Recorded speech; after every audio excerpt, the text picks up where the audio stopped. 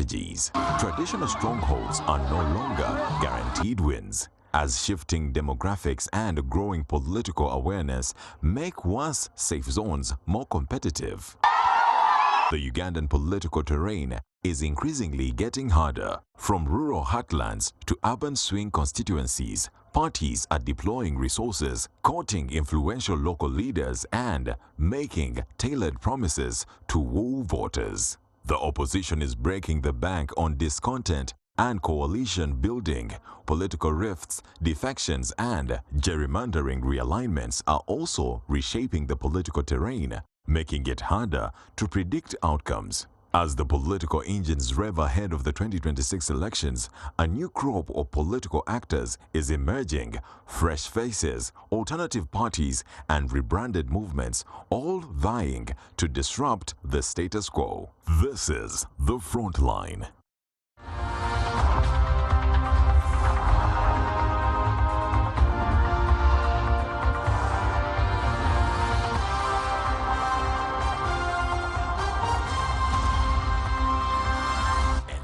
Frontline.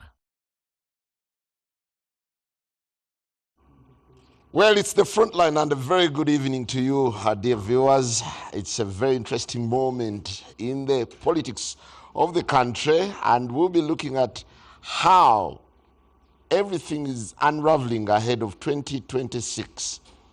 Quite interesting bits and dynamics. We're looking at the bid for key strongholds, Buganda becoming the focus. It's really taking center stage as the National Unity Platform, which fared very well, decisively in the 2021 race, is now warming up to getting 100 constituencies. How tenable is this? Coming at a time when the party has also suffered a few bruises, given what has transpired. They have so far lost about 7 notable MPs, and well, they declared that these constituencies must still be filled by the National Unity Platform. The notable constituencies are one for Honorable Matthias Impuga, that is Nyendo Mukungwe. There's one for Honorable Abed Bwanika, one for Twaha Kagabo, Joyce Bagala, and others. What is at stake? We'll be looking at the odds, because at the same time, the NRM is also making inroads to reclaim places where they performed dismally. Will they really make it, or it remains a tall order that is unattainable? My name is Simon Kagwanjala. I'll be joined by Honorable Semuju Ibrahim Nganda, Member of Parliament for Kira Municipality, and the spokesperson for PFF, together with Honorable Odonga Oto, former Member of Parliament for Aru County. I hope you're making a comeback. Oh, yeah. You are? Sure did. Oh, good to have you.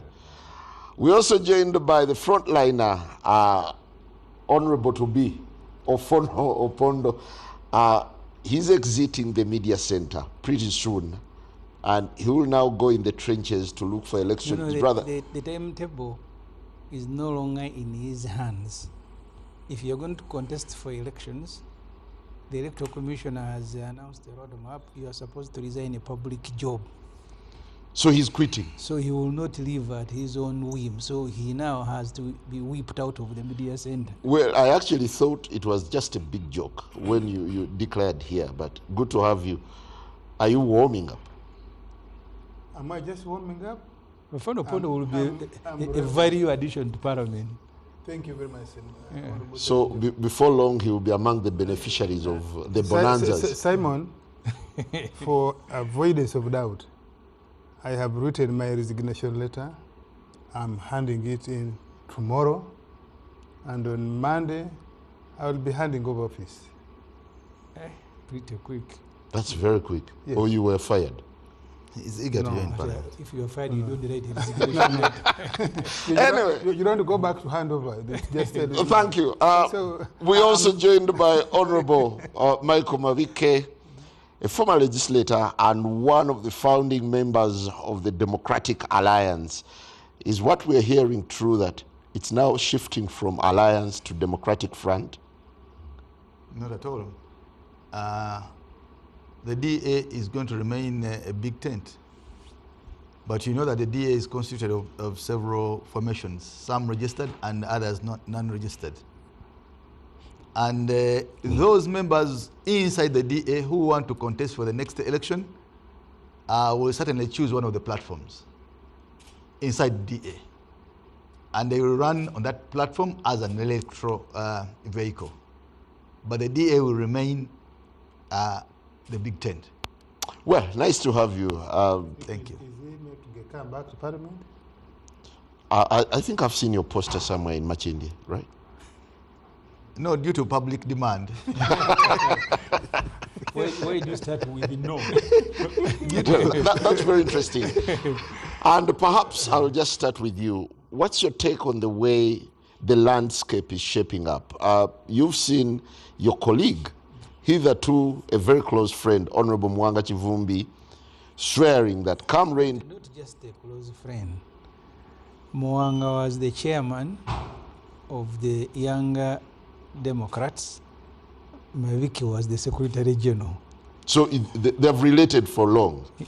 Well, he has declared that some of the vacant constituencies that have to be filled include those of Honorable Mpuga and the other dissenters. What's your take?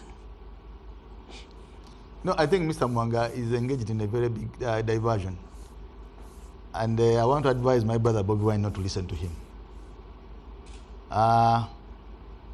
The focus now should not be on trying to remove and fight and make competition in constituencies which have already been liberated. The focus must be on those constituencies which the NRM has been winning with unopposed candidates. And the focus must also be in those constituencies which the NRM has actually had a foothold for such a long time. And even in areas largely outside Uganda. NUP has 55 out of the 57 MPs coming from one region. So it is important that focus shifts to the rest of the country to make that party a truly national movement. As you know, I was deeply involved in the formation of NUP. You know for sure that I and Mwanga, actually Mwanga chaired the initial efforts in Nigeru that resulted into the formation of what we call the DP reunion. Now, the DP reunion intended to bring together scattered forces, and indeed the results were immense. Once we got together through the reunion, we brought new momentum that ended up in this new formation called NUP. To take you a bit back, we realized at the time that the opposition had been winning West Nile. Semogele won West Nile, and Besje won West Nile all the time. The opposition had been winning Lango, it had been winning Acholi. It had been winning in and out Teso. And the problem was in Buganda and in Busoga. So we assumed at the time that if the West Nile, Lango, Acholi remain voting in similar trends, and you do work in Buganda and Busoga, you would certainly create a very big problem for Mr. Museveni. If anything, win him. So that validates the argument that NUP is Buganda center. We did concentrate. I want to tell you that NUP did not win by accident. It was a deliberate plan, and I'm happy to have been part of that plan. We concentrated effort in flipping Buganda. We concentrated effort in flipping Busoga. And we had the Bijirwa, we had the Samu Lubega, we had the Mutema spending nights in parts of Uganda, in parts of Busoga. But when we flipped to Uganda and Busoga, because you all know, some people have been saying, no, just 4 months they were able to flip Uganda. No, that work was a carryover from the DP reunion. You remember that from the DP reunion, we had intended to to operate inside the DP. And when we had problems with Mao scattering the whole effort, all of us moved into NUP. And the chief architect was, of course, the person who had all these files, and the plan was Surach Danala. Surach Danala, who had been the organizing secretary of DP, moved with the entire register and resource into NUP. And that was the basis. And that is why you have that of the 57 MPs, nearly 47 of them are originally DP. So, sadly, when we were able to succeed in Uganda and Usoga, West Nile flipped back to Museveni, Lango flipped back, Acholi flipped back. So we had assumed that had we had the North voting as previously, we would have put up a very good show, if not win the Ofono. Before I move to OO, is it fallacious to imagine that NUP still has a firm grip on Buganda, and they can attain the dream of getting to 100 constituencies? Now, sadly, as I said, there was a problem that the other regions did not move with us. I think they rejected the candidate that we presented.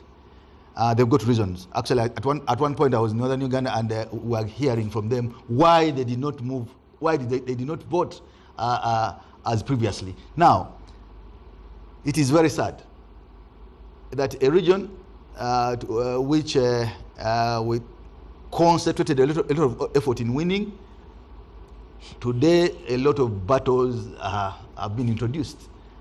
You don't problematize your stronghold. What NUP is doing now is to problematize a stronghold which it should actually be consolidating. And that is the worry. While Mr. Museveni is moving back northern Uganda to consolidate his gain, is moving to Teso to consolidate, NUP is incidentally problematizing its own backyard. Thank you.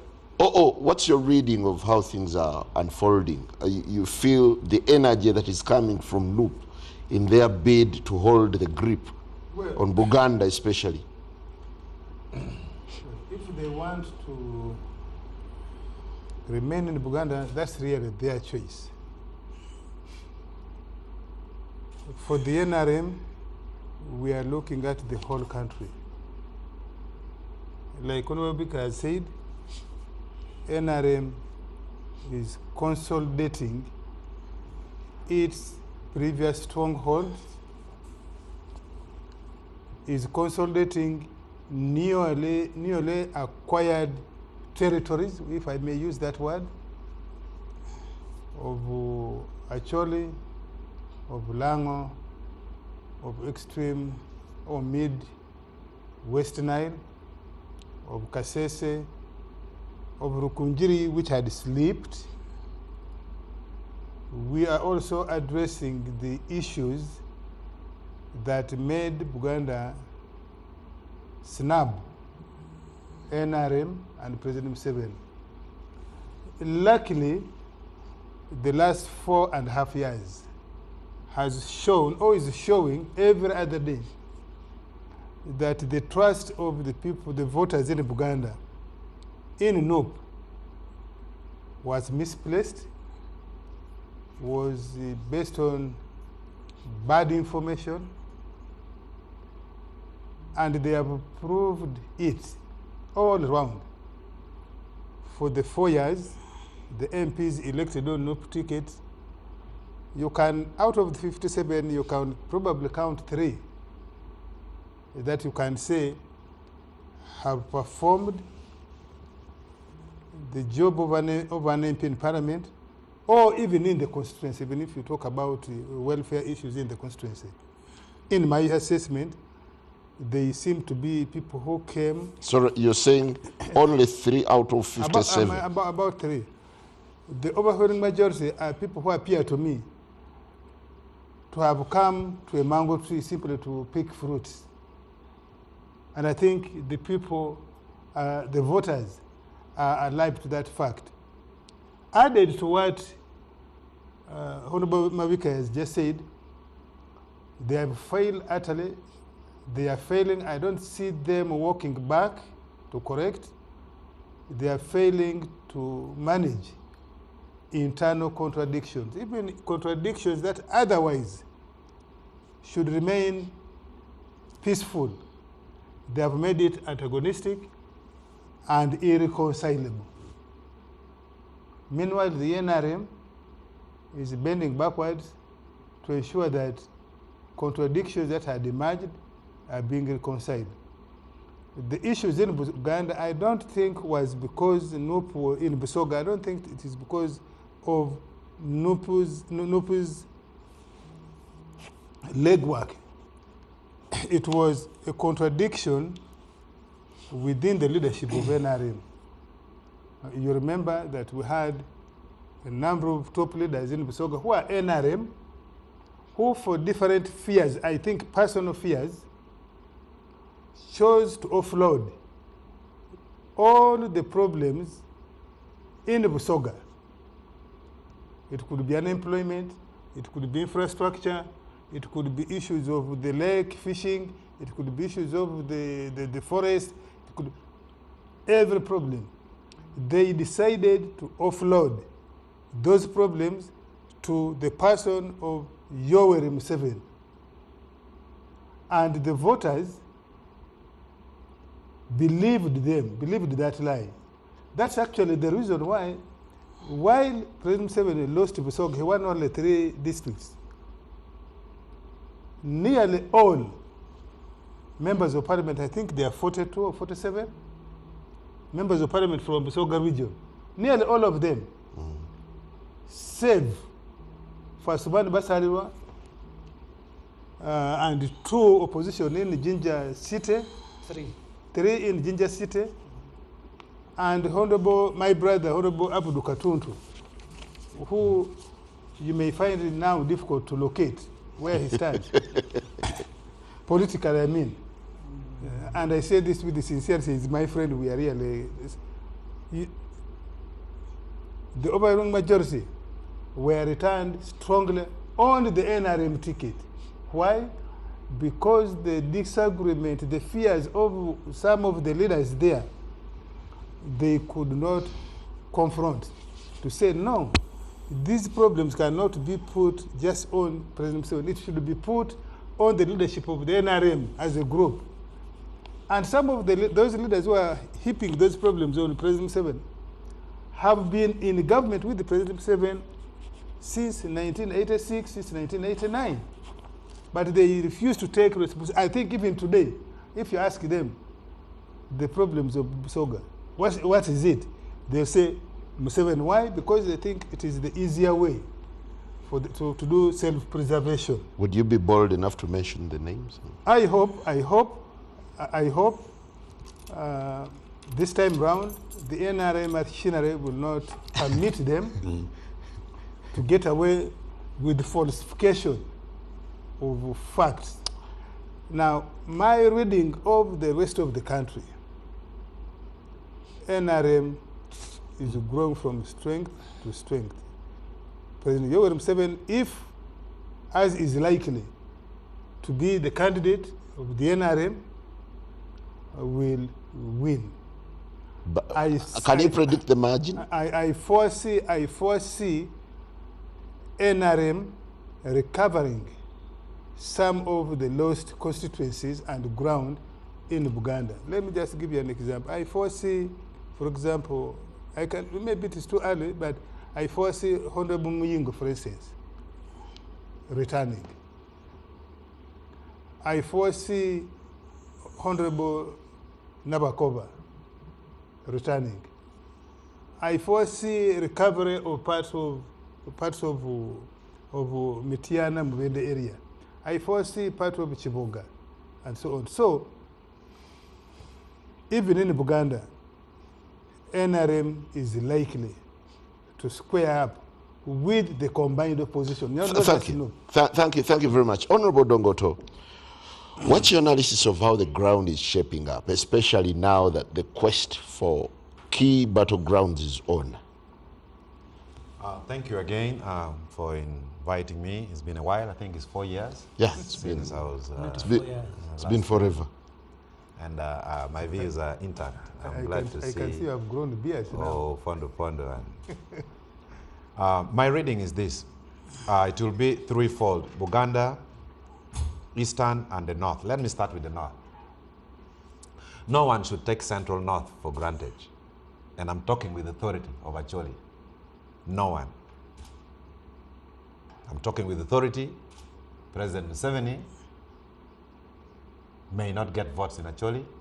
Even NUP or any other opposition party may not get votes in Acholi. Because the elections, as we head towards 2026, is issue-based. So what is shifting the odds? What is shifting the odds is that we have 77,000 cows of the Balalo headsmen trampling our gardens. So people are fed up. People are fed up, and you are going to see massive protest votes. And unfortunately, or fortunately, the Balalo are the president's tribesmates. So the whole issue in Acholi is hinging on that. I can talk with authority. So, Dugo Ofondo Pono, don't add us to statistics. This is work in progress, which we will not take it lying down. It was hinged on two issues: environment, but the president came with a presidential directive on charcoal, which was greeted with positive energy in the entire Acholi, and also the executive order asking the Balalo to vacate. Unfortunately, the president has issued two other directives, which seems to be countering the previous one. So whoever is there in the drawing board, and those who will have the biggest say in the final direction of Acholi politics, is myself and Honorable Gilbert Olanya. It's myself and Honorable Gilbert You're Olanya. now the new self-appointed kingmaker. I talk with authority. Now, coming to the central, I see a situation where, except Mpuga, NUP will sweep the entire central. So the works of the DA, the Democratic Alliance, that my good friend Mabika is in. Mabika is my good friend. He recruited me to UYD from Makerere University in 1996. Thank you. I joined the UYD and it gave me heights. But these works of DA, the Democratic Alliance in the central, is like termites building ant hill, and they think they can colonize the whole world. I don't see the DA shaking NUP stronghold. There may only be one survivor in the names of Mpuga, who is my good friend, and maybe the woman MP in Mpuga's constituency. But I see the entire central being swept by Bobby Wine's NUP. I don't see space for NRM. Why do you bet on Mpuga? I think he's a neat politician, and I think he has the time to really infect the constituency with his ideas and why they fell out. So it will be like the last bastion. I don't see a situation where the people of Mpuga's constituency accept Bobby Wine's candidate. I don't see that easily. Now, where NUP is making a technical blunder, and I pray they make it, is to try to attack a solid legislator like Semuju Ibrahim Nganda. Because Semuju Ibrahim has become an MP with a national constituency. His views resonate as far as my village in Upolache, as far as Ubongi. There are very few MPs, Dugo Fondo Ponda and Mabike, who had reached that threshold of being national MPs. Maybe we were like 10. Segona, Mwanga Kivumbi, Mpuga, Norbert Mao then, Semuju, myself. There are very few MPs that become national MPs and not constituency MPs. So for NUP, for reasons they know or they don't know, to try to attack the constituency of Semuju in the name of claiming Buganda is so parochial. It is so parochial. Now, what should bother anyone interested in political philosophy like me is that NUP will not expand to Central North. There is a barrier that we political scientists cannot answer. I thought the North is opposition. Yes, it is opposition, but there is unwritten consensus in Acholi, in Lango. I'm not counting Karamoja because Karamoja, Kapchorwa, and maybe Aluz, for them, their policy is Agip, any government in power, they will support. So if you go towards West Nile, the people of West Nile have seemingly accepted what is convenient and not what is right. So as an opposition politician, I see us also losing strongholds in West Nile. So I don't see NUP expanding into central north. I don't see that. The reasons, I just have very preliminary thoughts. They are not conclusive, and I don't want to talk about it here. But at the same time... Why would NUP reject a popular party, opposition, that has a strong footprint in central region?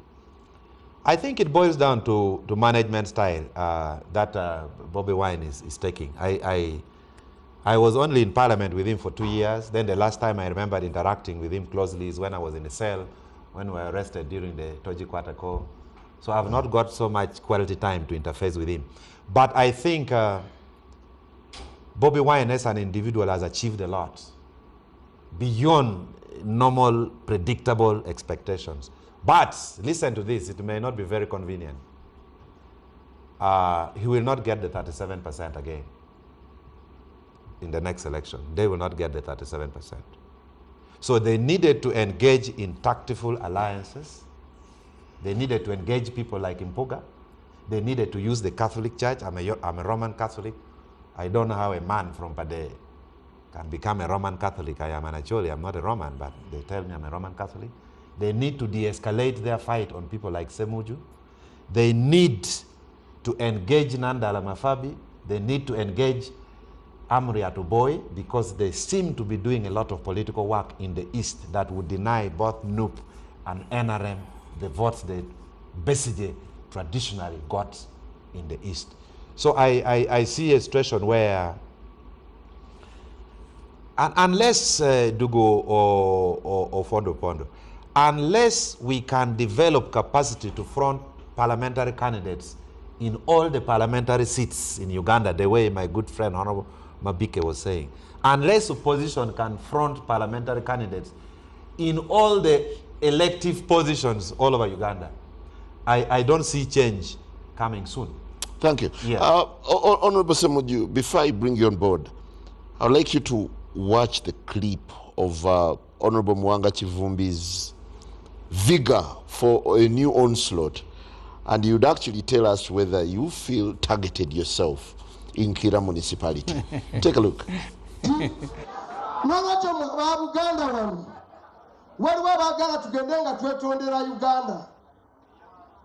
Every time Uganda has been at a crossroad, the people of Uganda have found it in themselves the courage and charisma to confront a dictatorship. That one we are going to do again.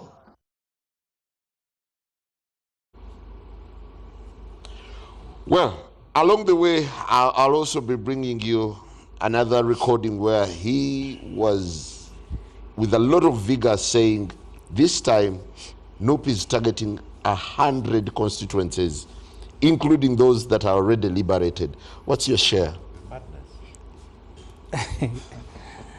You see, the way you have framed the debate, you'll allow me to begin from something related but different. If you look at the results of the census, last year's housing and population census, we have 10 million young people aged 18 up to 30. 10 million. Those 10 million young people who are called youth in the Ugandan constitution are all voters. Only 1 million of them own a bank account. Only 1 million. Only 30% of those young people are in some form of employment. And I'm using the word some form because I have told you only 1 million own a bank account. It doesn't matter how much money is there. I remember one time when Father Carlos was writing about the North, he went to an ATM machine and corrected all the receipts. And he said the balance on each receipt was less than 10,000. That's just one age bracket. of 18 to 30. Then you have 30 to 40. In Uganda today, you have people who are considered by labor experts to be of working age, 14 to 64. There are 25 million people, but only 9 million are in some form of employment.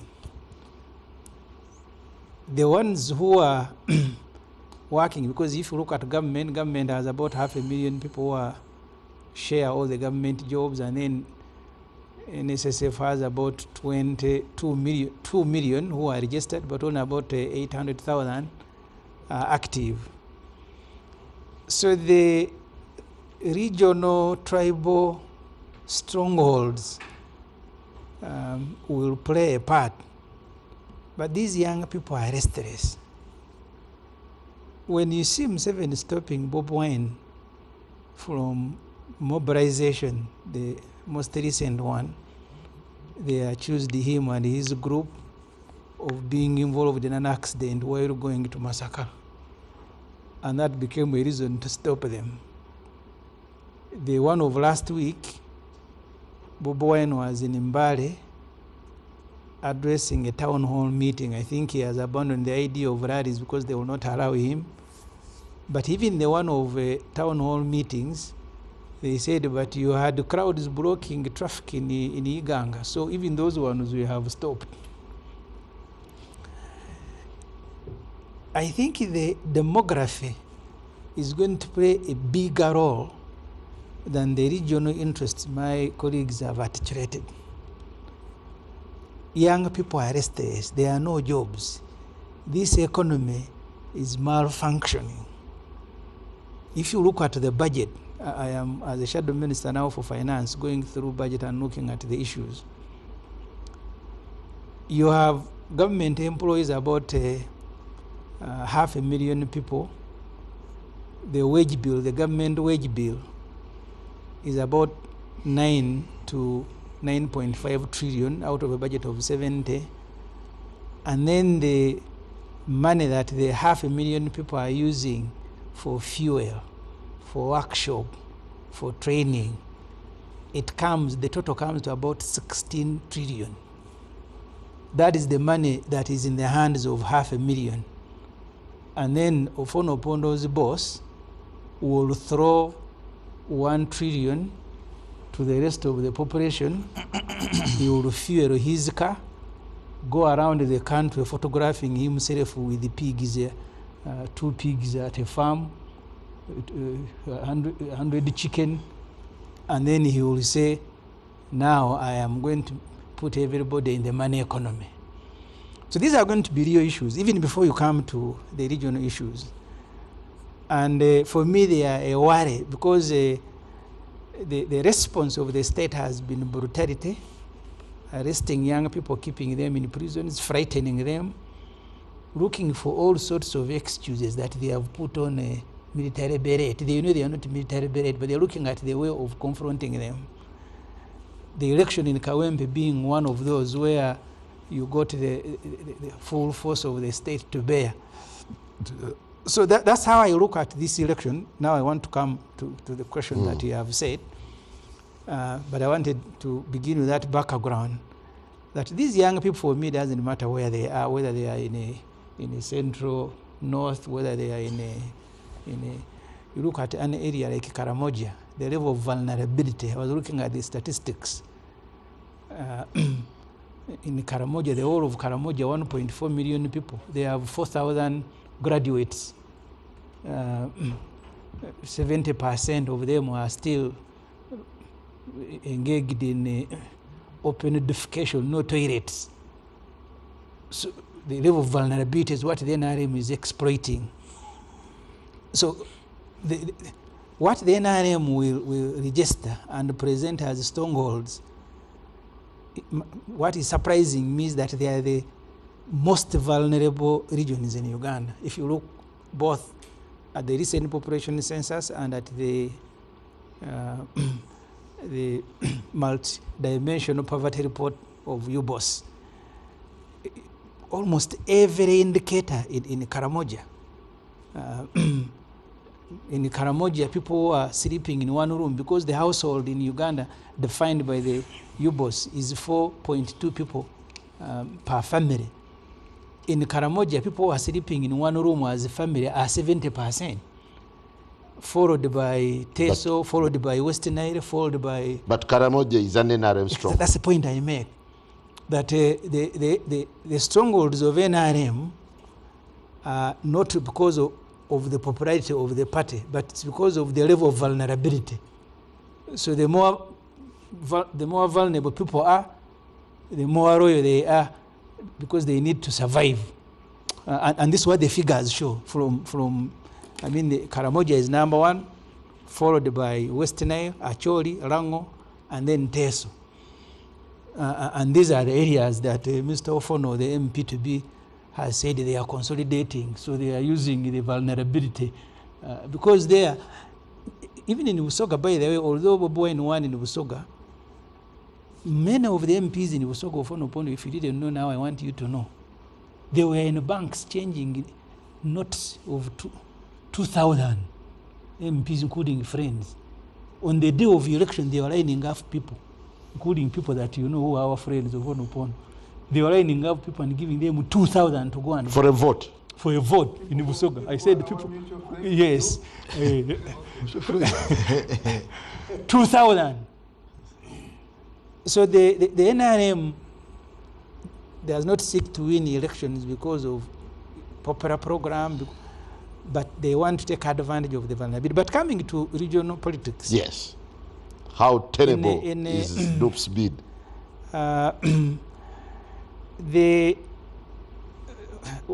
Where I agree with the Odongo To, my last 14 years of participation in opposition politics, usually a time like this will be time for building alliances, which is a principle in war, that before you go to execute a war, the first thing is to build alliances. Even America, powerful as it is, you will hear them more often than not speaking about our allies. Even when they are going to confront a snake, they want to go with all the allies, because in war it is a principle. You will be too simplistic to think you're going to go it your own way. I was telling a friend, I've watched some clips of my brother, Mwanga Chifumbi, who is intelligent. Mwanga Chifumbi was in politics when I was in the media, so he's more experienced than many of us. His focus, the focus of Mwanga, cannot be a regional focus, especially in a region where you are doing very well. Of course, you need to consolidate it. Yeah, but thanks to his position as deputy for Buganda. You need to give hope to other regions, because in the past, and I want to say this, many of the politicians in Uganda, many, did not have a national outlook. Many areas did not believe that they are worth leading the country.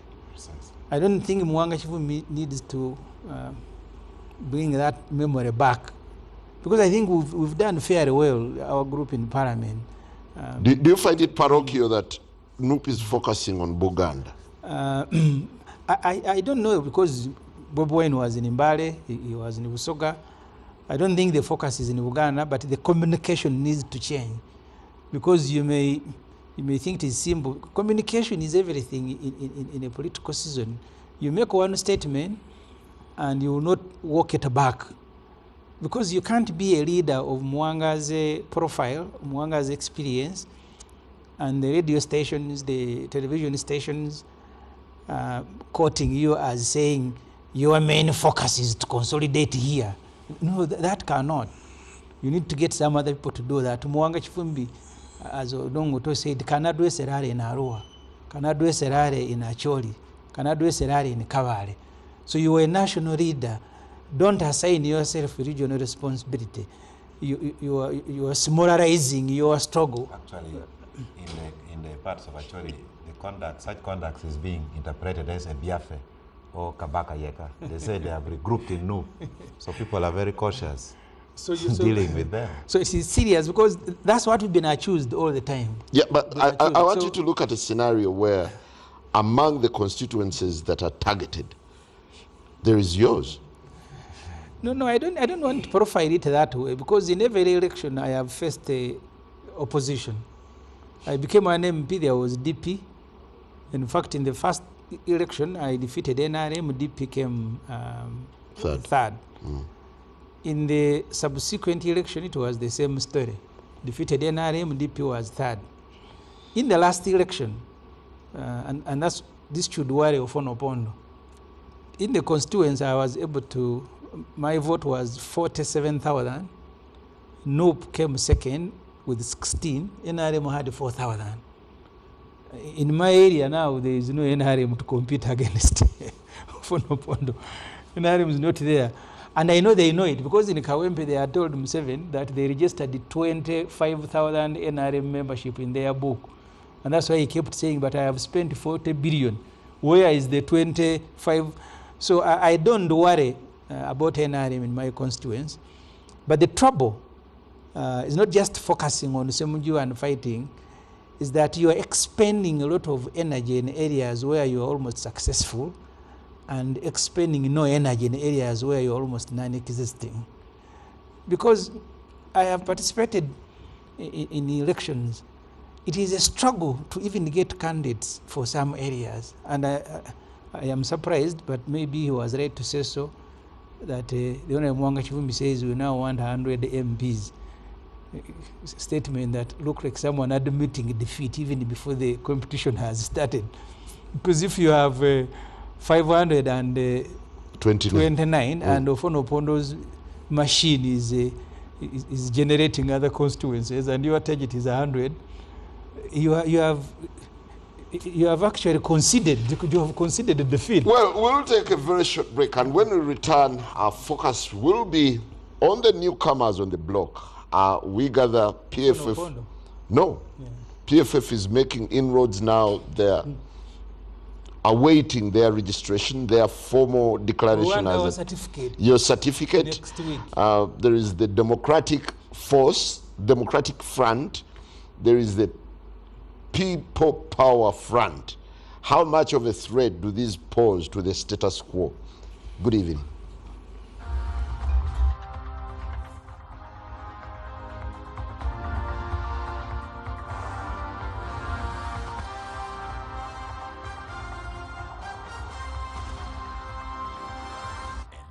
Frontline.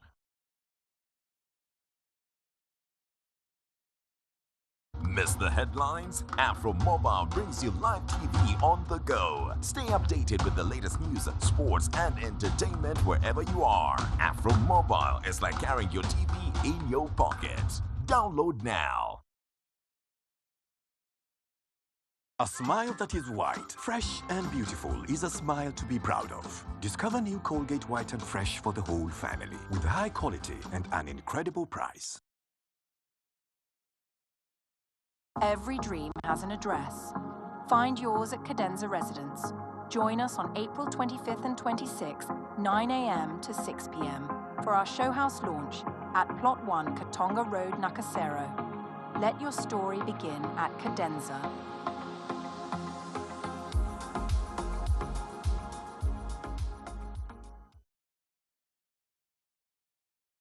In a digital world, not everything is what it seems. False stories today spread faster than truth, leaving us all wondering what's real. Disinformation misleads, misinformation misguides, and spreads confusion and fear. Dismiss, a campaign to help you think critically, question wisely, and verify thoroughly. Join us. Let's build a more informed Uganda, one truth at a time. Dismiss, inquire, verify, confirm. Together, let's fight fake news.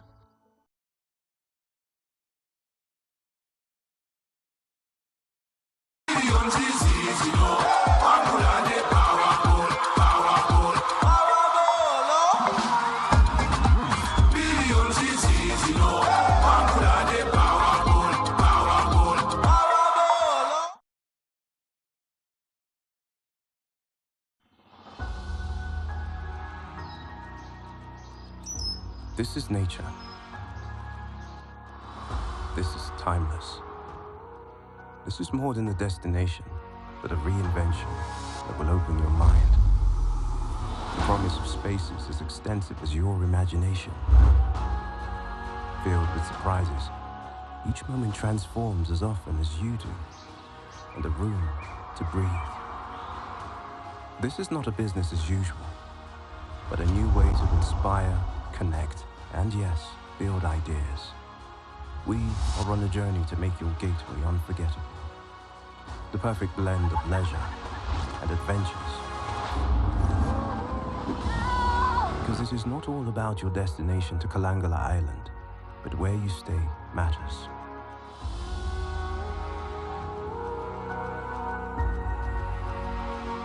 We are Brevard Sands Lodge.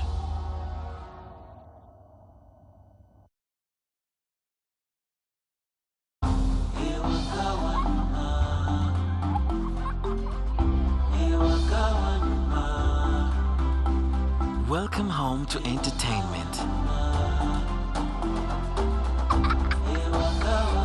To Wi-Fi everywhere.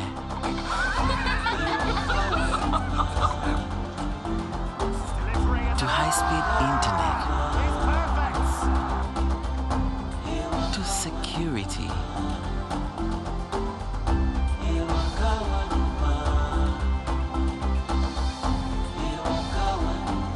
To first-class support.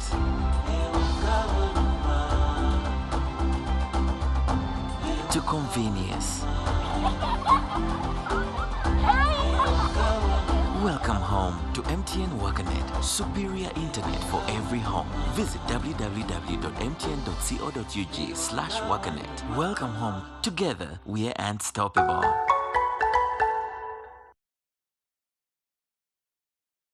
In a world where every cough and flu feels like a distraction, making you feel uneasy, where every cough and flu interrupts your day, making you lose concentration, and where every cough and flu keeps you up at night. Introducing Genacough DS Herbal Syrup, used to treat cough, flu, sore throat, allergy, and asthmatic coughs instantly. Genacough DS Herbal Syrup is made from our local herbs approved by National Drug Authority and is ideal for both children and adults. Genacough DS Herbal Syrup is a product of Gena Herbal Limited, the makers of Covidex, available in all pharmacies countrywide. If symptoms persist, seek medical advice. Gena Herbals, the home of safe herbal medicines.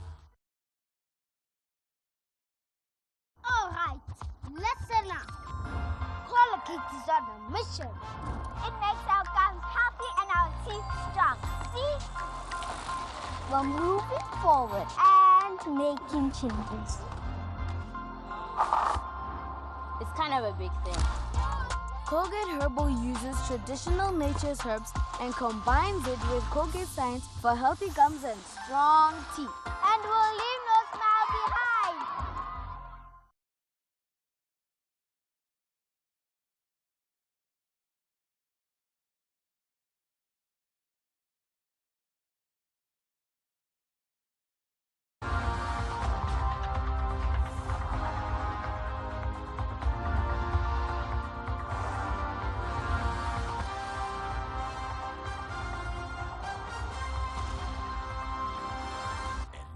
Frontline. Welcome back as we continue connecting the dots on things and the dynamics playing out ahead of 2026. We're now looking at the conversation around strongholds. Who takes it? Who loses it? But as we still analyze the two parties, the NRM and the leading opposition National Unity Platform, there are newcomers on the block. The Democratic Front is up through their umbrella of Democratic Alliance. PFF is also coming on board. There is Why are you using the word also? Yeah, because we as well. registered.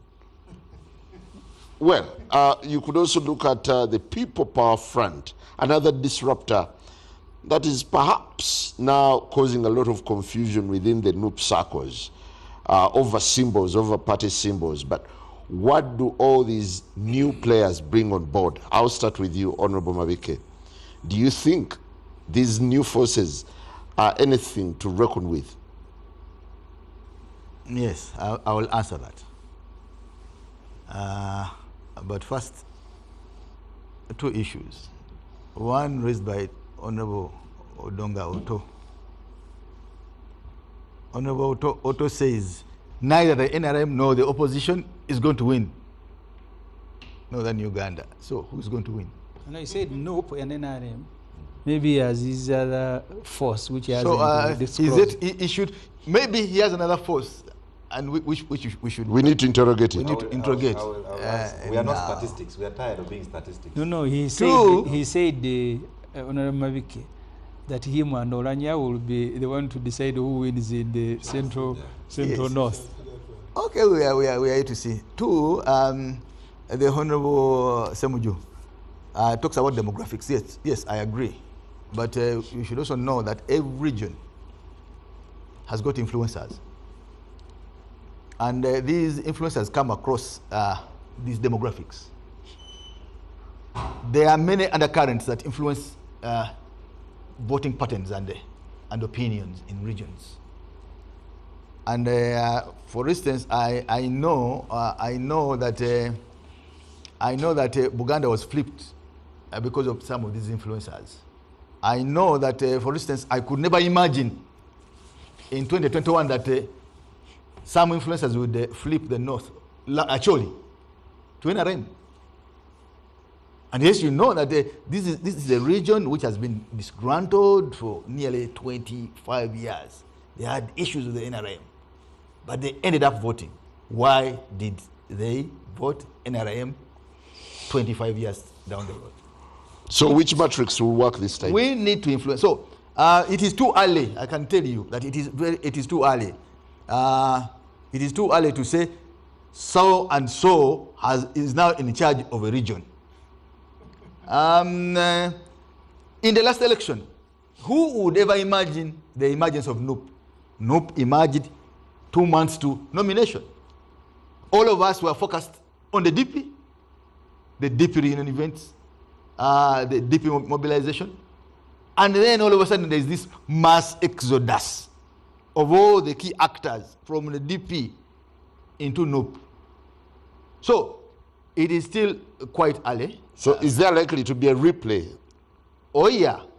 You know, for instance, that the political parties form interest groups. Some of these interests are personal. You know, you marry your personal interest with group interest, and then this becomes national. When Mao began doing things shabbily in DP at the last election, every prominent DP actor, moved. So how these individual actors now, how these individual organizations manage the coming process is going to determine their strengths in the regions. Okay, for the benefit of our viewers, how delicate is the coming process? You could share a few details. You know for sure that we have a primary. We have party primaries. Now, the party primaries have always been a source of confusion and loss of strength. Internal contradictions in the party. How the same Jews managed the moon to Winnie issues led to the present state of FDC. And there's no way NUP would have emerged, even DP bloc would have emerged, had the FDCs managed that internal contradiction. So we still have a lot of time to determine who is actually going to be strong where. Now, coming to the question you have asked me, the DA has made it very clear that opposition parties need to put up their act together to make sure that there are reforms, electoral reforms. If we do not succeed in even having bare concessions, the presidential election result is already on the blackboard for all of us to deduce. Because we have argued, and very clearly so, if we don't handle the way and the manner of appointment of the Electoral Commission, if you don't handle the way the presidential election results are transmitted, if you don't reform the way the presidential elections are declared, then the writing is on. Yeah, but your proposals have been greeted with a lot of scorn from the key players. It is because of the immaturity of most of our actors. Many times, just like Isho Muwanga, we don't focus on the majors. We focus on the minors. And that's where the OOs of this world beat us. Now, that's a very big mistake. The opposition, the Ugandan opposition, should be speaking with one voice on electoral reforms, because reforms are a key influencer of the next election. So we have really not managed this very well, and I am very sad that that has been so. Yeah, but how serious are the new players on the block? Yes, for instance, old wine in new bottle. We in the DA have always had the ideas that have helped transform the entire opposition. I want to give you this example. We have said in the DA that in order for us to make headway in the next election, we need something we call one-to-one model. I don't know why our colleagues are failing to understand a very simple concept. One-to-one model. One-to-one model means that for every movement, where NRM is, we must front one opposition, regardless of his political party. Someone has been talking about a legislator like Samujonganda. Oto Odonga has been talking about singling some of these names. Now, there is no reason why, for instance, NUP presents a candidate against Samujonganda. Even you. Democracy. There's no reason. Even Mabike, I should have stated that myself. Okay? So, we are actually managing this one very maturely. Unlike Kenya.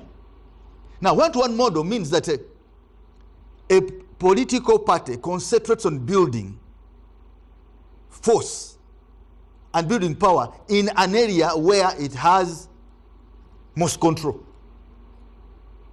For instance, there would be no reason why NUP would present a candidate against Basalibo. Are they doing that? Of course, yes, they are doing it. And there's even no reason why FDC or PFF would present a candidate against me. Very simple concept. You're discussing so ideals. you simply need to, we have now introduced these are ideals now. This is the power of DA now. This is the power of DA. And we are developing this and we are selling it. And our friends are failing to understand it. Our friends are failing to buy it. When we go to Aru, you know you have in the Oto, you have a good candidate. Why waste time? Why waste time? If you are DP, if you are UPC, if you are any other party. Okay, before I digress, maybe you also need to look at the assertion that the key constituencies that are now being focused on by NUP are ones where your leader has a footprint. Nyendo Mukungwe, Chimanya Kabonera, Mitiana. NUP is very deliberate on getting them out at any cost. Again, that talks a lot on the focus strategy and the general vision of those in quotes leading the opposition. I want to tell you one other issue. When you say in quotes, are they not leading? No, I will come to that. Now let me come to this issue, my brother. The issue of having a consensus leader. This is what is lacking on our side. I want to give you an example. The Kenyans were faced with a similar situation towards Moi's exit. Actually, Moi had been ruling, leading Kenya with the minority. Moi's can was scoring 27% of the total vote, and the rest of the opposition could divide the other votes. It is until the opposition sat down and said, look, Odinga, you are very good. Odinga, you have been hurt most, you have been imprisoned most, you have a huge following. But for the purpose of bringing together all and coalescing all these forces, we need somebody to unite us. And that person was not as vibrant. That person was merely a bridge builder in the names of Kibaki. The Ugandan opposition right now needs a Kibaki. You don't need the most popular. You need somebody who will sit Oto or Dongo down. He will bring on board the Semuju. He will bring Besije and the rest. That is the kind of person we must now agree on. I want to move to OO, but besides the photo moments and the press conferences, do the new players on the block really shake the status quo? As far as we are concerned, we've got a good strategy, and I disagree when my brother Otto said, you know, the DA may not make a lot of inroad in Buganda. Actually, we are not just interested in making inroads in Buganda. Our strategy is national. We are going to make, we are making inroads all over. And we are trying to work with each and every other political formation. For instance, the DA will not present candidates in Bugisu, because we know there's a good force there. We may not present candidates in Teso, because we know that there are some active and very good players. But we are going to concentrate on those key areas where we have power and we have lots of influence. How much of a threat are the new power forces that have just emerged? I don't see the DA of Brother Michael Mavike. I think it's going to be a near stillbirth, that one. It's the same way you downplayed Noop. No. Of course. He has always done so. I don't see DA. Perhaps let me put it differently. The people driving DA have a history, have a track record. Since when have they been national? They have been tribal, regional, Uganda.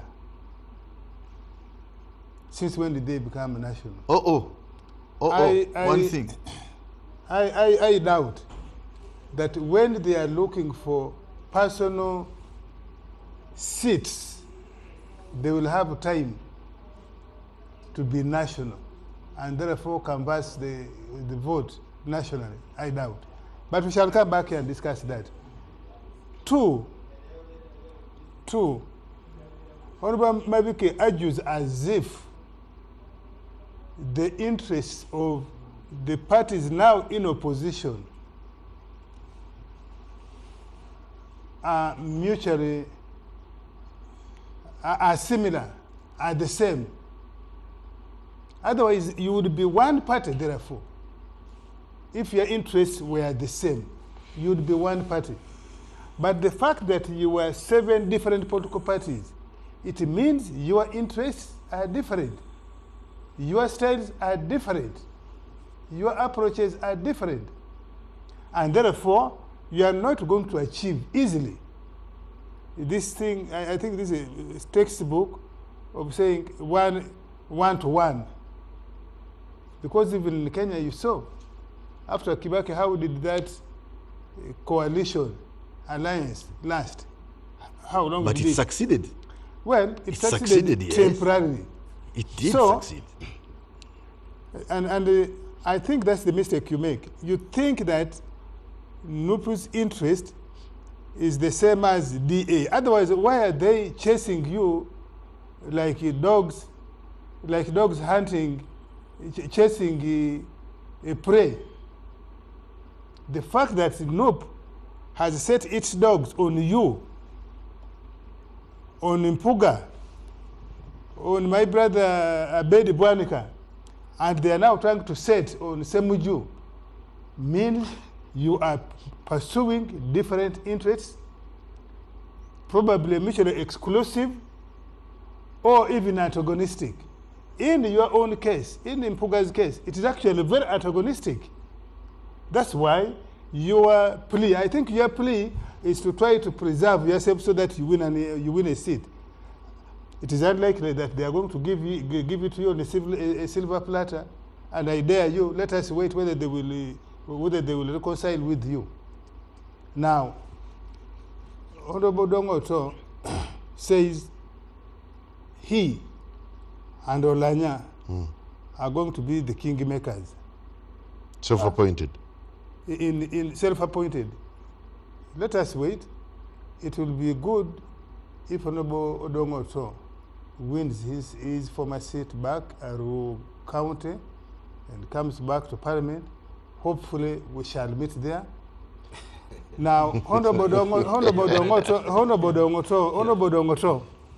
this is not the first time your group, your side, has actually whipped matters in a sensational way. First of all, the question of the Balano, who you say are grazing their cows on your crops, gardens. How did the Balano, first of all, find themselves there? Is there any Mulano? Or are there many Balano who just came from Keruhura or from Isinjiro and found themselves, by themselves, imposed themselves?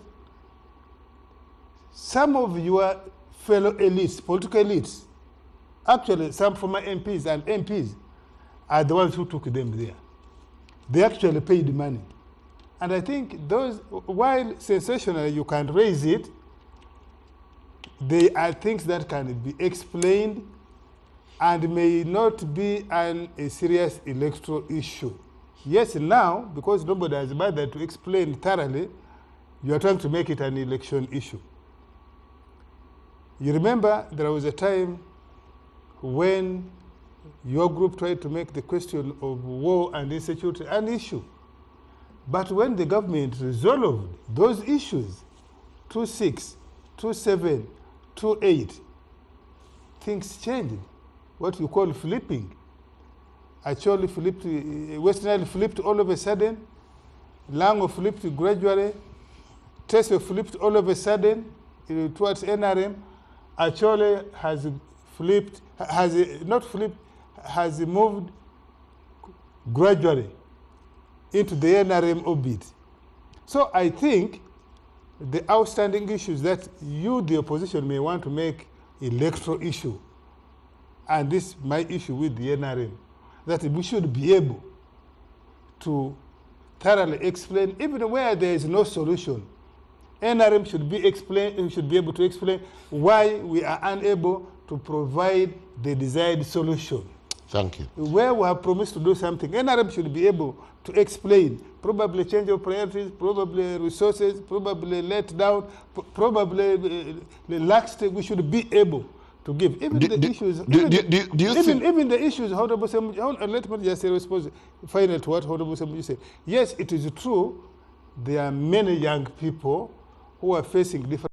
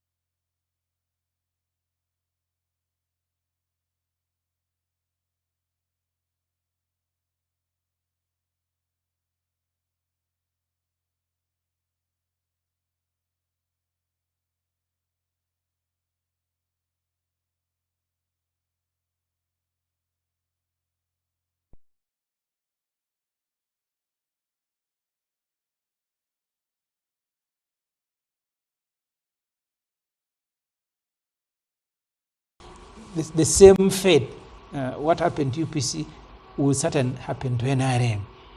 Because the state is NRM. The moment you lose the state, there will be no party. Where there is a deficit or a weakness, Museveni will appoint 600 RDCs with brand new vehicles, then they will be the one registering NRM. So we hope our party will be registered, will be issued a certificate. We will regardless do the mobilization under the circumstances, but the circumstances will be a very big roadblock. Okay, do you look at PFF in the same way you would look at NUP in 2021? When they came on board in 2020, they were able to shake the status quo and even shift the tide from FDC. The Honorable Mavike started the journey of NUP midway. I was in Parliament when we were fighting, because the fight has remained the same fight. When we were fighting to stop Museveni from changing the constitution, that fight generated a lot of momentum in the country. In fact, immediately after that, we were holding meetings at Chinese restaurants here. The Honorable Mavike hadn't even joined. What eventually became NUP, he also joined it later. We were with Kyagulanyi in meetings, you can ask him, with Winnie Cheese and others. So you had a stake in its creation? Every opposition, when the FDC was being formed, people who were in meetings, Okule Park and Ben Watch and others, were not part of FDC, but they were helping its birth. So when Kyagulanyi came and joined and others were with him when we were moving to plant trees after Tojukwatako, if you recall, when Museveni was tear gassing us in every town in Uganda. The Mavike joined that momentum later. So the momentum is not a momentum of a deep reunion. The people who are fighting for freedom, people who are fighting to end the Museveni 4 decades in power, will always find something to coalesce around. At that time, it was the removal of age limit. Eventually, after the age limit, we went, even some NRMs were in Mpigi. The Honorable Tamulanda, who was NRM, organized. So that momentum is what Kyagulanyi seized. He found a fertile ground because you had colleagues who had issues with BSG already, within the FDC, but also within the larger opposition. They easily joined him. At that time, it was People Power, and eventually, because the Mavikes in their DP and the Union, they were the ones who are trying to seize the opportunity to benefit from the momentum. But eventually they became a victim of that momentum. So, but the momentum was not built by them, it was not built by Kyagulanyi. It ate them. Everybody simply seized it because it existed, it came by itself. And there will always be momentum against Museveni as an incumbent.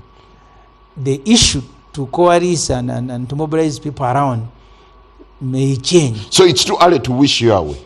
Yes, of course. No, as a group, because we don't seek, maybe other people are seeking to build their own enclaves.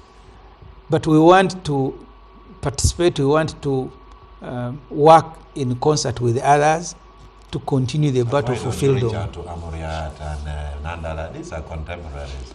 What difficulty? Because that's the biggest question. How can we reach out to people we are with? The same way you left Odongoto. You should be asking, why don't we reach out to you? Were you not in FDC? I found you there, you ran away. No, for so me, should I come running? Should I come running after you? As a philosopher, I knew the roof was going to fall down, so I had to leave before the roof fell down. Maybe you were the one and who now kicked it. You have managed to get out of there. Maybe you were the one who kicked it. Let's take a very short break and return.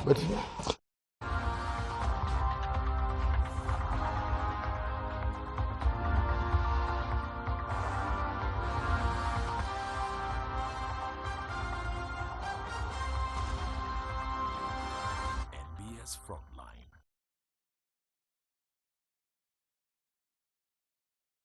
Your favorite Ugandan radio stations are just a tap away. Whether it's music, talk shows, or breaking news, Afro Mobile has it all. Afro Mobile, your radio, your way. Afro Mobile, tune in anytime. Download now.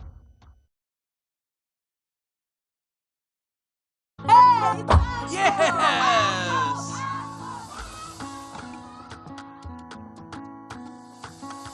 Everyone has a dream this year, and it's your turn to Joga 2025 with ABSA. Switch to ABSA and make your dream a reality by applying for the ABSA salary loan. Call 0800 222 333 and let's get started. ABSA, your story matters.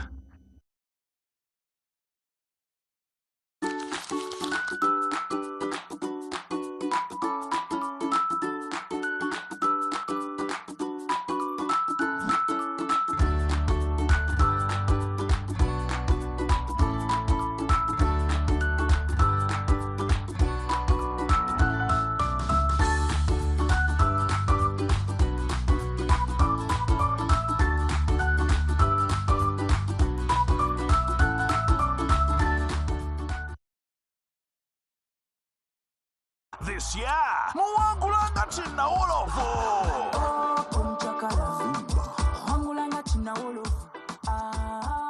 My name is Ajara Remis. I happen to win motorcycle. Today I'm very happy with Rock Boom. I won a motorcycle, so I'm very happy for them.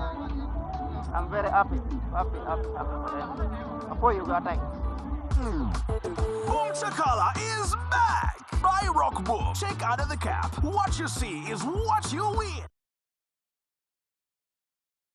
Someone sold a banana plantation. Yours, eh? Yes. Someone just sold it, eh? Yes. Didn't give you the money, eh? In the name of Jesus, may you see men being convicted. May you receive phone calls. May you see men moving to you. I'm seeing a woman about that which was sold. And then they are coming back, and it's almost like, oh no, just move on. Move on, but it's not moving on now. The Lord using it as a sign. Watch the power of prophecy with Prophet Elvis Mbonye this Saturday, 6:30 p.m. on NBS TV, Uganda.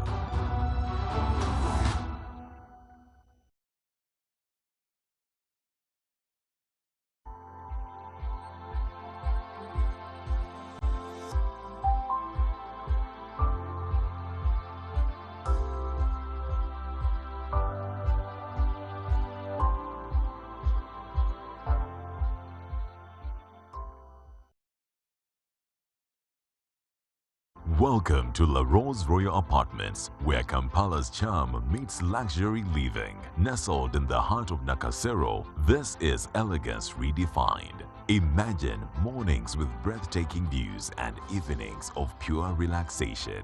From stylish two-bedroom apartments to opulent penthouses, every detail is crafted to suit your lifestyle. Live your dream with our world-class amenities. Unwind by the pool, stay active in our state-of-the-art gym, or relax in our tranquil gardens.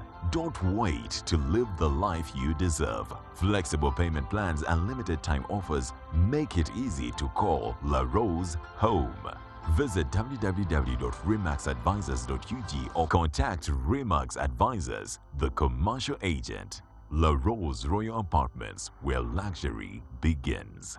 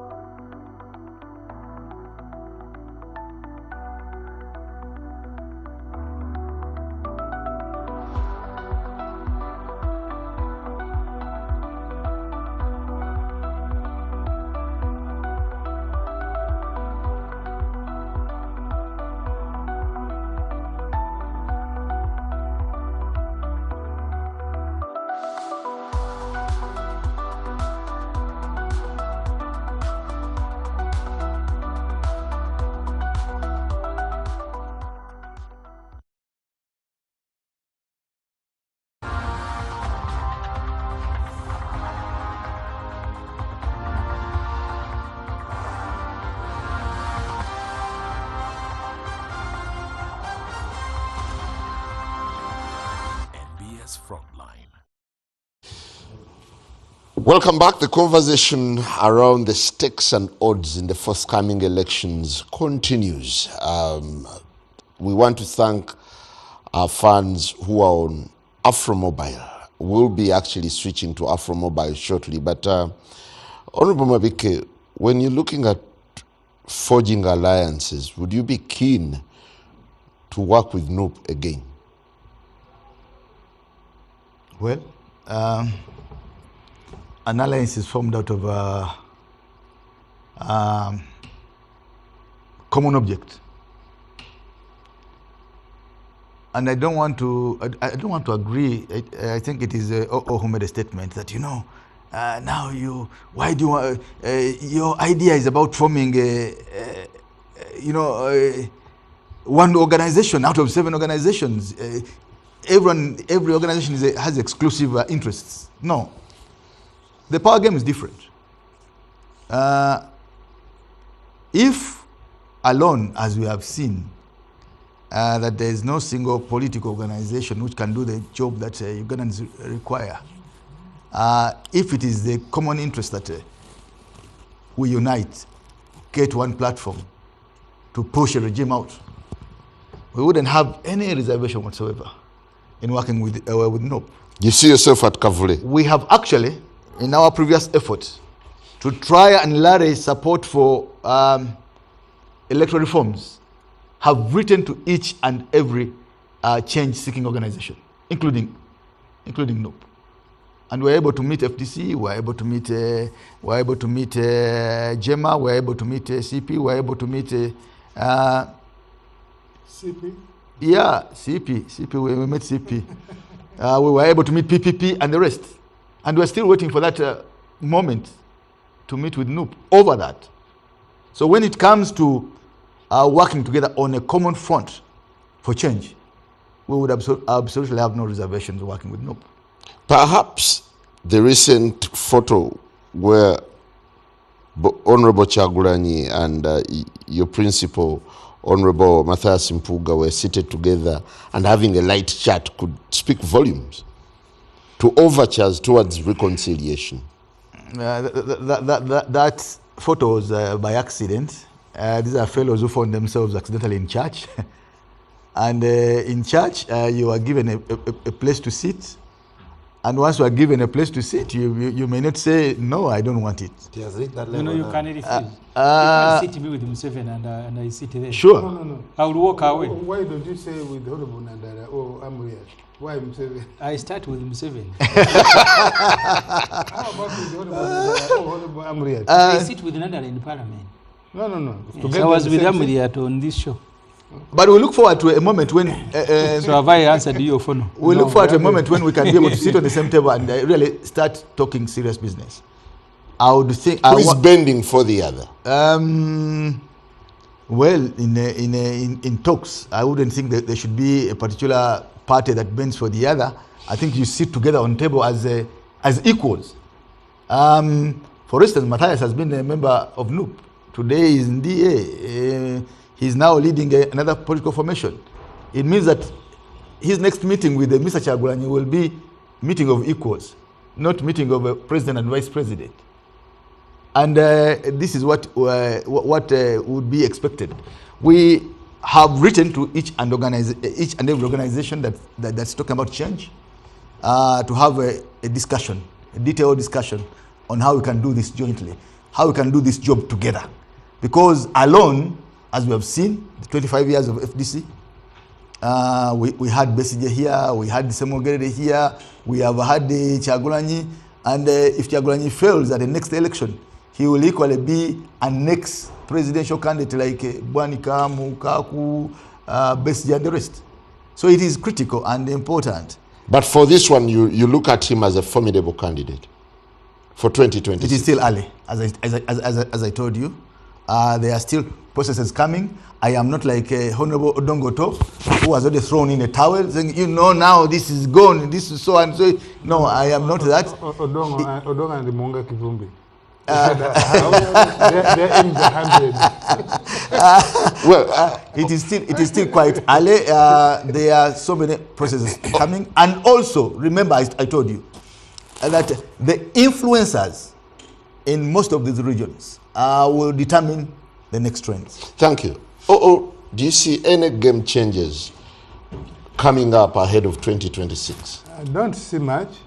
There would be slight movements, not decisive. I don't know what motivated, but well, it's not probably surprising. When Mwanga Kivumbi said, we are making Buganda no-go area for others. Now, if you say you're making Buganda no-go area for others, and that's where you are enclosed, do you want other people also to make their places a no-go area for you on that basis? Is that what he wants? Because human nature is such that when you see, like now, me, Japadora Toro there, Easterners, what Odongo I think didn't want to say. If you say, we as Baganda, we are going to make this place a no-go area. Want the children to make a no-go area for you, the Muganda, or Lango not to make because that's some of the things that have prevented the people who say they are the largest tribe in the country.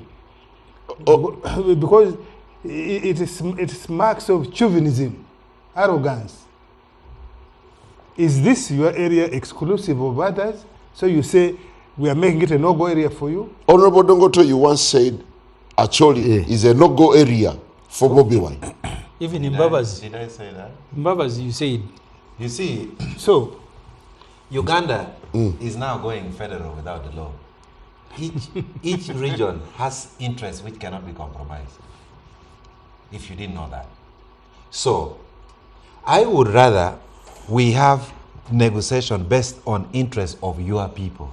Because national unity has become a dream. The dream that they started, my father studied in St. Leo's, Fort Portal. They took people from Barara to study in Gulu. They hope in 50 years we would fuse and become ethnically blood. But that's not the case. So we all have interests.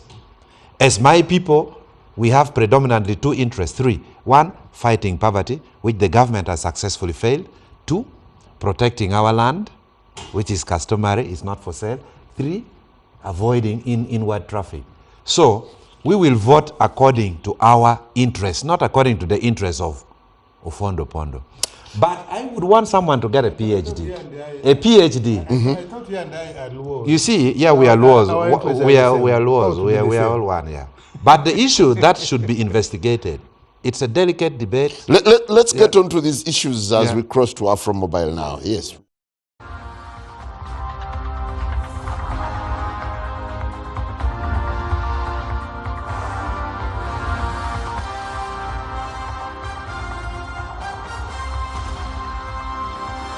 NBS Frontline.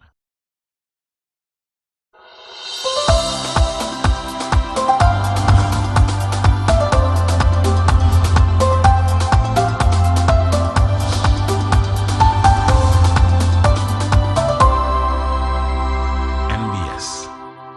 Always. The people of West Africa are fighting an opioid crisis. The task force is here to arrest one of the drug dealers. Thousands of lives ruined by powerful and illegal pills, packaged as medicines, but sold on the streets.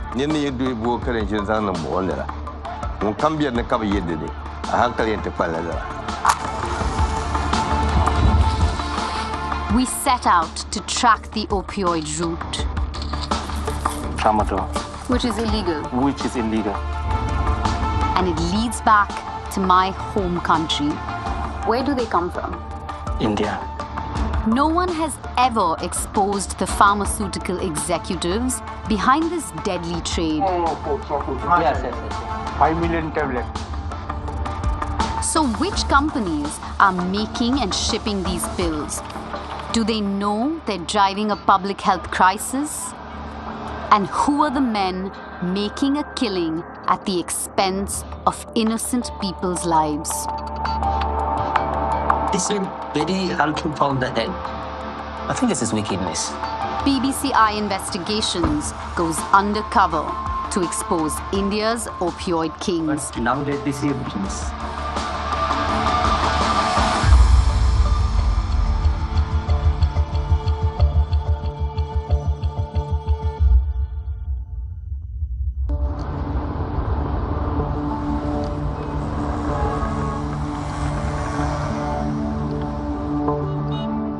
My name is Surabhi Tandon, and I'm an investigative reporter from India.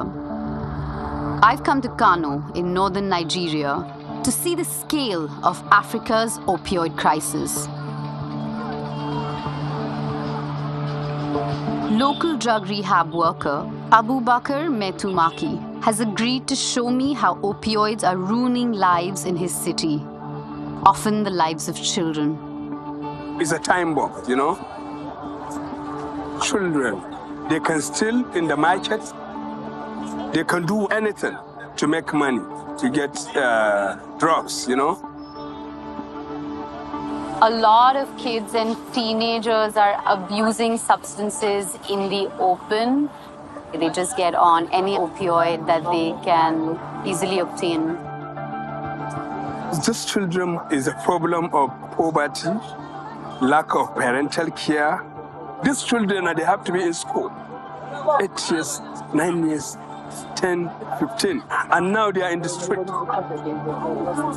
Would you say that this problem is increasing? The problem of children addicted to drugs is increasing because it doesn't have cure.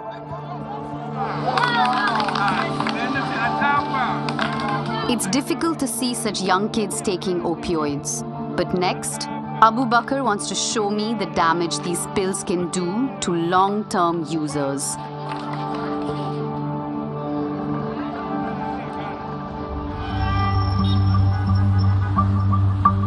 The following morning, we head to the addiction center where Abu Bakr volunteers, just outside the city. On the way, he explains that Nigeria's opioid crisis emerged more than a decade ago, when medicinal painkillers like tramadol started being taken as recreational drugs. The name tramadol is now used as a catch-all to describe a whole range of opioids that are used as street drugs. Nigeria is the biggest market for these pills in Africa.